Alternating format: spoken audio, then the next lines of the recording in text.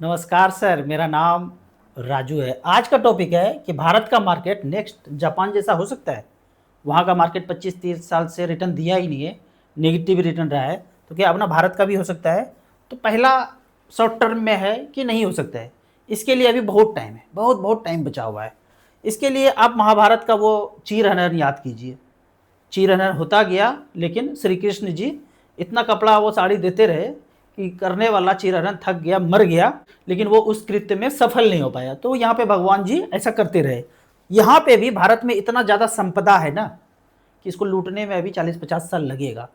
यहाँ जापान का अगर बात करें ना, तो वहाँ का एयरपोर्ट, वहाँ का स्कूल, वहाँ का हॉस्पिटल कोई ना कोई प्राइवेट कंपनी ले लिया है। वहाँ का पोर्ट, वहाँ का हाईवे, वहाँ का ट्रेन, वहाँ का ज़मीन, वहाँ जो घर से निकलते ही एक रोड बना हुआ है ना छोटा सा, उसको भी कोई मेंटेन कर रहा है, कोई कंपनी मेंटेन कर रहा है। XYZ, इजराइल का, यूएस का कोई कंपनी मेंटेन कर रहा है उसको।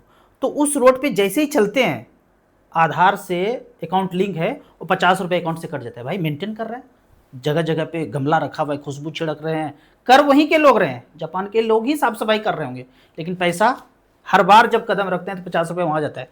तो ऐसा होने के लिए भारत में कि आप अपने घर से निकले बाहर गली में और आपके अकाउंट से आधार से लिंक है और ऑटोमेटिक पैसा उस कंपनी को चला जाए जो मेंटेन कर रहा है। वो कंपनी कौन होगा? एक आदमी आया है टाइकोट लगा करके, बोला मैं ना आपके रोड को बहुत अच्छा कर दूंगा। करवा यहाँ के लोग से रहे, लेकिन सारा पैसा किन को जा रहा है? वो जो टाइकोट लगा के आए हैं उनके अकाउंट में जाता जा रहा है। तो ऐसा स्थिति होने में अभी भारत को 40-50 साल लगेगा, क्योंकि इतना बड़ा देश है, बड़ा जगह है, तो उसको लूटने में थोड़ा टाइम तो लगेगा। ये छोटा सा जगह था, सबको लूटपाट करके अपने अकाउंट में सब आते जा रहा है। कुछ भी एक्टिविटी होगा, किसी न किसी कंपनी के पास पैसा जाएगा। तो अभी ये टाइम है यहाँ पे। उसके उलट अगर धीरे धीरे लोग जागने लगे, धीरे धीरे करके जागने लगे, जैसे कि 2020 के बाद जब 1 2 3 लगा तो करोड़ों लोग जाग गए कि भाई ये तो फर्जी था, तो जागने लगे तो सब कुछ जो गया है वो भी अपना हो सकता है। अब यहाँ पे जो देखेंगे ना कि क्रैश जो हो रहा है, अभी क्रैश हुआ, इसके पीछे हुआ, साल 2 साल में आप देखते ही रहोगे। तो जितना भी क्रैश हो रहा है ना, सब प्लान्ड है, सब क्रिएटेड है। कैसे देखेंगे? इसके लिए आप जब गूगल में सर्च करेंगे ना कि सबसे भयंकर क्रैश कब कब आया, तो विकिपीडिया पे और गूगल पे आपको इस तरह का सीट आ जाएगा। जितने भी बड़े क्रैश को आप पढ़ेंगे ना तो पता चलेगा ये सब कुछ मैन मेड क्रिएटेड है। हमने जाग के कब से पढ़ना शुरू किया? पहले नहीं पता था हम लोग को ये चीज़। ये 2020 से हम लोग जाग के पढ़ना शुरू किए, जब ये भूतकाल आया था। 24 फरवरी 2020 को वर्ल्ड वाइड क्या बोल रहे थे कि ये वाला नौटंकी वाला बीमारी हुआ और उससे रिसेशन हुआ। अभी वाला जो लास्ट वाला देखेंगे तो तररम ने जो टैरिफ लगाया है उसके वजह से क्रैश आया है। तो इसको पढ़ेंगे तो टैरिफ के वजह से ये मार्केट धराशायी हुआ है। तो सब कुछ धीरे धीरे आपको मैनमेड लगेगा। अब यहाँ पे एक करेंट टॉपिक का और चीज डिस्कस करते हैं। अभी मोगेम्बो क्या खेल खेलने जा रहा है। अभी बिहार चुनाव आप देख रहे होंगे, उसके पहले फेक वोटर आईडी का बहुत ज़्यादा सोशल मीडिया पे बड़े बड़े लोग इसको बोल रहे हैं कि लाखों वोट जो है फर्जी था, इसके वजह से ये बन गया, वो बन गया, हम पीछे रह गए। ऐसे चल रहा होगा। एक बात जान लीजिए, यहाँ पे रुक करके सोच लीजिए, चाहे जितने भी लोग टीवी मीडिया में आ रहे हैं, ABCD पार्टी कोई भी हो, सब का सब वो 7 समंदर पार सरडॉन जो बेटा है, सब उसी का आदमी है। इसको तब भी पहले पता था, जो आज बोल रहे हैं ना कि लाखों फर्जी है, इसको तब भी पता था, आज भी पता है, सब बात पता है। लेकिन आज ही ये क्यों भंडाफोड़ कर रहे हैं ऐसा? तो इसके पीछे रीजन है डिजिटल IT, DID बोलूंगा मैं इसको। DID बनाने का चक्कर है, सारे लोगों का ये ID बनना है, ताकि ये जब ID बन जाए सबको ब्लॉकचेन टेक्नोलॉजी के अंदर लाया जाए और ये वाला जो चल रहा है रोकड़ा, बैंक, कैश, सब कुछ द इंड किया जाए और डिजिटल पैसे में सबको लाया जा सके। आपका कहना होगा, आपका सोचना होगा, उसके पास तो ये वाला पहले से है तो इसी को कर ले। ऐसे नहीं करते हैं। जब भी वो करते हैं आपसे कुछ ना कुछ एक डिक्लेरेशन लेंगे, आपसे वो सहमति लेंगे, तभी वो नई चीज में इंटर करते हैं। इसके लिए आपको एक फॉर्म दिया जाएगा, फॉर्म पे साइन होगा। कोई भी फॉर्म साइन करने से पहले अब पढ़ना है वो डिक्लेरेशन। वो डिक्लेरेशन में कहीं ना कहीं पक्का ही लिखा होगा कि आपको ये न्यू गुलामी जो है कबूल है। आप सबमिट करते हैं तो सहमति देते हैं और वो फिर ऐसा करने के लिए जबरदस्ती करेंगे। लेकिन अभी जो चल रहा है बिहार में, ऑटोमेटिक फॉर्म सबमिट हो रहा है। होने दीजिए ऑटोमेटिक, आपको खुद से नहीं करना है। कोई कर रहा है, कोई नौकरी कर रहे हैं, वो उनको बाद किया गया है, ऊपर से ऑर्डर दिया है, सबका ऑटोमेटिक सेव हो रहा है। होने दीजिए, आपको खुद से नहीं करना है। खुद से अगर करना है तो पढ़ना है, 10 लोगों को बताना है कि ऐसा लिखा हुआ है। अब इसके आगे एक फैक्टर और देखते हैं। पहले जमाने में अलग अलग राजा हुआ करता था, राजा 1, राजा 2, राजा 3, राजा 4, राजा 5, राजा 6, ऐसे करके अपना अपना राजा होता था। सब अपना अपना रोकड़ा चलाता था, अपना सिक्का चलाता था, अपना मुहर मारा, अपना साइन किया, अपना फोटो चिपकाया, अपना अपना चल रहा था। लेकिन एक सम्राट आया, सबको हरा करके सबको जीत लिया। तो अब बोलते हैं अब मेरा फोटो, मेरा वाला रोकड़ा चलेगा, मेरा वाला साइन चलेगा। सबका निरस्त हो गया, इनका चलने लगा। लेकिन सब राजा पैर पकड़ के, प्रजा पैर पकड़ के बोला नहीं नहीं, हमारा ही चलने दो, आपको ना, आपका फोटो भी रहेगा लेकिन हमसे टैक्स ले लेना, 10%, 20%, 30% टैक्स ले लेना, बाकी हमको जीने दो, मार दोगे तो किससे लोगे। तो सहमत हो गया सम्राट, बोला ठीक है 10, 20, 30% का टैक्स दे दिया करो। ऐसे चलता था 1000-2000 साल पहले। फिर एक दौर आया जब 1600 शताब्दी के बाद ईस्ट-इंडिया.com आया, तो जापान, रसिया, चाइना, इंडिया, जितना भी देश उसके अंदर आया, वो सब पे कंट्रोल कौन करता था? British government. ब्रिटिश गवर्नमेंट 47 के बाद जैसे जैसे धीरे धीरे सबको आज़ादी देता गया, उसने अपना नाम चेंज करके कर दिया सेंट्रल गवर्नमेंट, अपना नाम कर दिया सेंट्रल गवर्नमेंट। मज़ेदार चीज़ देखेंगे फोटो में, आपके जेब में भी होगा, आपके घर में होगा, बैंक में वही रोकड़ा भी होगा।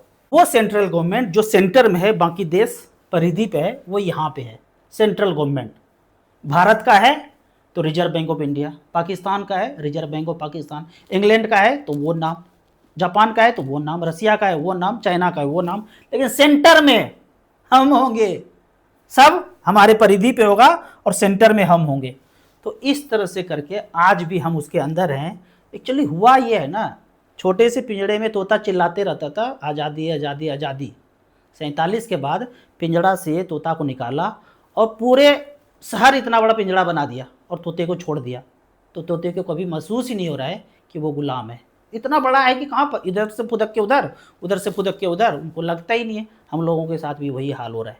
तो आपको ये बातें थोड़ा गौर से देखना है कि ये अलग बात है, ये हम हुए, और नीचे जो लिखा हुआ है सेंट्रल गवर्नमेंट, वो कोई 7 समंदर पार मोगेम्बो जिसको बोलते हैं वो है। और वही परमिशन जब देता है तब छपता है। वो बोलता है अनाज अगर 100 करोड़ का हो जाए तो उसके लिए छाप के मत दे देना, नदियों को जोड़ने के लिए मत दे देना, पेड़ लगाने के लिए मत दे देना, प्रदूषण हो तो हो, दिल्ली एनसीआर में 1 करोड़ पेड़ मत लगा देना, आम नहीं मिल रहा है कोई बात नहीं, कुछ नहीं मिल रहा है कोई बात नहीं, हाईवे बनाओ, जंगल काटो, नदियों को मत जोड़ो। वो सब परमिशन वहाँ से आता है। जिस चीज़ के लिए परमिशन आता है उसी चीज़ के लिए रोकड़ा छपता है, और उसी चीज़ के लिए यहाँ जो हेडक्वार्टर में लोग बैठे हुए हैं उसके एजेंट, उसी चीज़ के लिए रोकड़ा छापा जाता है, बाकी चीज़ के लिए नहीं छापा जाता है। जो इनको नज़रअंदाज करेंगे वो ऊपर पहुँचाए जाएंगे। जो जो ऊपर पहुँचाए गए हैं वो देशभक्त थे, और जो जो अभी उनका पालन कर रहे हैं समझ लीजिए वो क्या होंगे।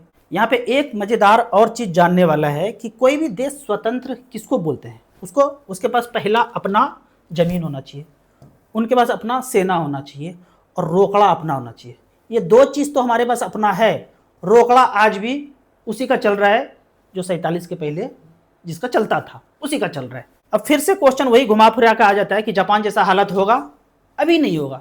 अभी हमारा भारत अंबुजा सीमेंट के जैसा है, इस सीमेंट में जान है, भारत में अभी जान है। अभी सब कुछ दोहने में जो ना लगेगा टाइम, इसीलिए धीरे धीरे करके सोए रहिए। जब दुहा जाएगा तो सब खत्म हो जाएगा, जागने लगेंगे धीरे धीरे तो सब कुछ जो लिया हुआ है उसको भी वापस छीन के ले सकते हैं। आप जितने भी टीवी मीडिया पे लोगों को देखते होंगे ना, वो सब पुरानी बातें करेंगे, 1000 साल, 2000 साल, 10,000 साल पुरानी बात करेंगे।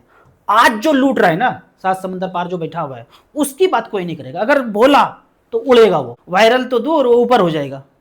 तो आज कौन लूट रहा है इसके बारे में कोई बात ही नहीं कर रहा है। ये मैं वो जड़ का बात बता रहा हूँ, जहाँ चारों तरफ से लूट बचा हुआ है, उसका सेंटर बता रहा हूँ कि कहाँ से हो रहा है ये।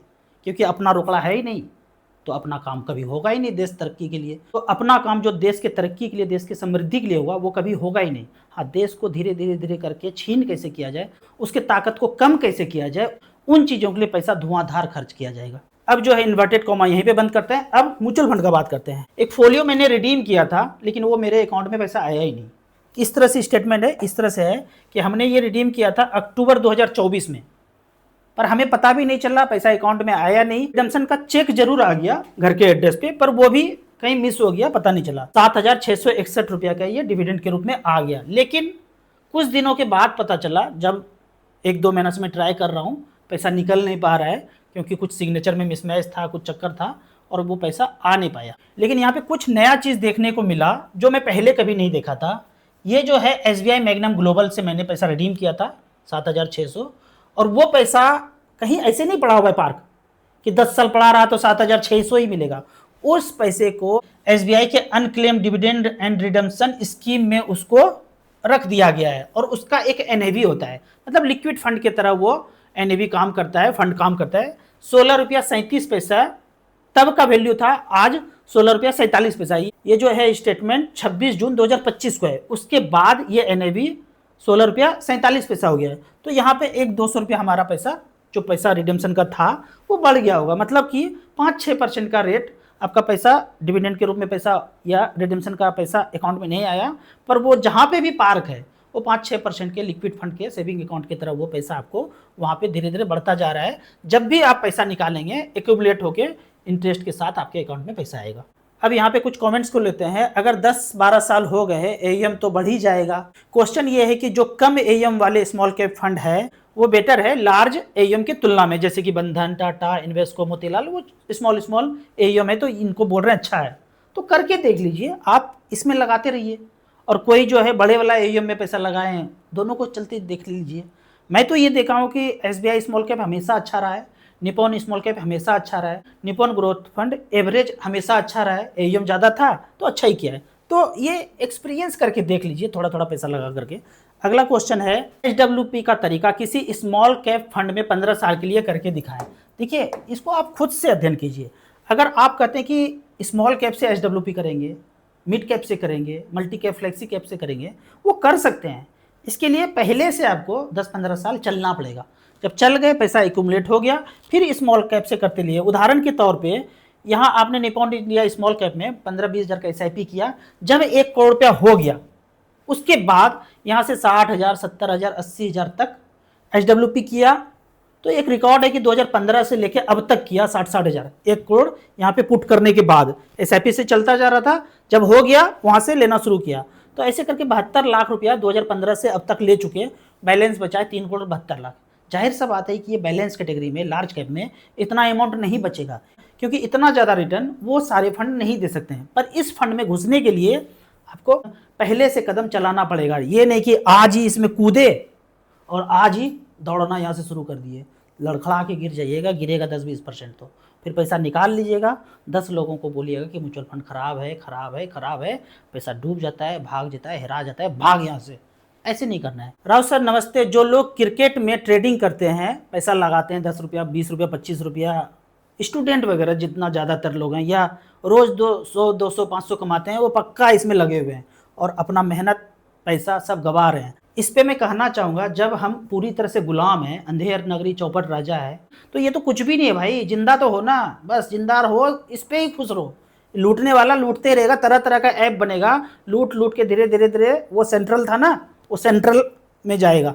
राउत सर, अगर शेयर मार्केट क्रैश हो जाए तो क्या तब भी म्यूचुअल फंड में पैसा सुरक्षित है, जैसे कि कांड हुआ था 92 में, अभी जो स्कैम हो गया सत्यम वाला 2008 में, अभी वाला भी ले लीजिए। स्टॉक जो है 50, 60, 70% तक डाउन है, पर आपका म्यूचुअल फंड कितना डाउन है? 5%, 10%, इतना ही डाउन है। तो क्रैश तो आएगा, भूचाल आएगा स्टॉक में डायरेक्टली। म्यूचुअल फंड में इंपैक्ट जो है 5-10% से ज़्यादा नहीं होगा। वहाँ 50 हुआ है तो यहाँ इस तरह से इतना दिखेगा। तो इतने के लिए आप तैयार रहिए, धीरे धीरे करके पैसा, छोटा अमाउंट बोलता हूँ करने, 500, 1000, 2000, 10,000, छोटा छोटा अपनी ज़िंदगी का 10% पैसा धीरे धीरे करके इन्वेस्ट करते रहिए। लंबा समय रखिए, 10 साल, 15 साल, 20 साल, तो इतना जो क्रैश है ना वो धीरे धीरे करके मिनिमाइज हो जाएगा और आपका वेल्थ क्रिएशन अच्छा खासा हो जाएगा। जो मैं एसबीआई का लिक्विड फंड के बारे में बात कर रहा था, जो डिविडेंड रिडम्पशन लेते हैं और अकाउंट में आता नहीं है, तो वो पैसा इस स्कीम में चला जाता है, SBI unclaim dividend and redemption scheme. इसका एनवी है, चलते रहता है। और इसका जो यदि रिटर्न चेक करते हैं तो 1 साल में रिटर्न 6.93, 3 ईयर्स में 6.90, 5 साल में 5.5%, इस तरह से 5-6% के बीच रिटर्न मिलता है। मतलब पैसा को कोई चूना लगाने वाला नहीं है। पहले ऐसा नहीं था, आपका 1 लाख रुपया पड़ा हुआ है 20 साल, तो 20 साल के बाद भी 1 लाख ही मिलता था। पर सेबी इसमें घुसे, डंडा मारे, भाई 1 लाख रुपया तुम रखे कहाँ हो? सेविंग में तो रखे हो ना, 4-5% तो मिल रहा है ना, उसका मलाई कौन खा रहा है? इन्वेस्टर को सीधा सीधा ट्रांसफ़र करो। आपको इसी तरह या उसी तरह मच फंड के बारे में और कुछ जानना है, इन्वेस्टमेंट के बारे में जानना है, तो इस नंबर पर मुझे व्हाट्सअप कर सकते हैं। एसेट प्लस का ऐप डिस्क्रिप्शन में दिया गया है, कुछ भी समझ में नहीं आता है म्यूचुअल फंड के बारे में, तो 500 रुपया से आप शुरुआत कीजिए एसबीआई स्मॉल कैप में। धीरे धीरे जब समझ बढ़े फिर आप ज़्यादा पैसा यहाँ पे इन्वेस्ट करने का एसआईपी के थ्रू कोशिश कीजिए। आपको याद दिला दूं, मैं एक AMFI registered mutual fund distributor हूँ। आप इसी तरह से कमेंट सेक्शन में क्वेश्चन पूछते रहिए। वो जो इन्वर्टेड कॉमा वाला है उसको स्क्रीनशॉट करके रख लीजिए, कट करके दूसरे ग्रुप में शेयर कीजिए, ताकि ज़्यादा से ज़्यादा लोग जागे और हमारा हालत जापान के जैसा ना हो पाए। वीडियो अच्छा लगता है तो लाइक शेयर कीजिए। Thank you so much.